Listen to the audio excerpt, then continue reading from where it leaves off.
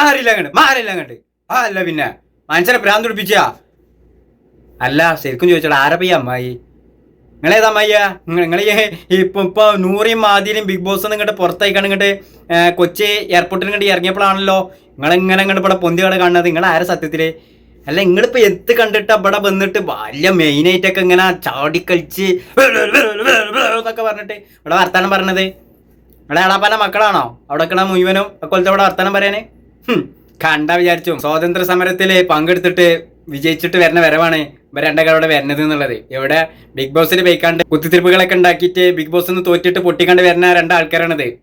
ഓരാണിപ്പം ഇതാ ഈ ഒരു ചേച്ചി അമ്മായി ചേച്ചി വലിയ മേലത്ത് ഇങ്ങനെ കയറ്റി വെച്ചിക്കാണ്ട് ഇങ്ങനെ മെയിനൊക്കെ ഇവിടെ കൊണ്ടുവരുന്നത്. ഞാൻ വലിയ നൂറിനെയും മാതിലിനെയും ഞാനാണ് പുറത്തേക്ക് കൊണ്ടുവന്നത്. അപ്പൊ എല്ലാവരും എന്നെയും ഏറ്റെടുക്കണം എന്നുള്ള ആ ഒരു ചിന്തയോട് കൂടിയിട്ടാണോ ഇത്രയും ഓൺലൈൻ മീഡിയക്കാരുടെ മുന്നിൽ മാറില്ല അങ്ങോട്ട് എന്നൊക്കെ പറഞ്ഞിട്ട് വർത്തനൊക്കെ പറയണത്? ഒന്ന് മെയിനാവുക, അത്രേ ഉള്ളൂ. എന്തായാലും അമ്മായി ചേച്ചിയാ നിങ്ങളുടെ പെർഫോമൻസ് അതന്നെ പറയാ ഗംഭീരായി ഗുഡ് കൊണ്ടേക്കോടി രണ്ടെണ്ണത്തിനാ വലിച്ചോണ്ടേക്കോടി. ശരി എന്നാലും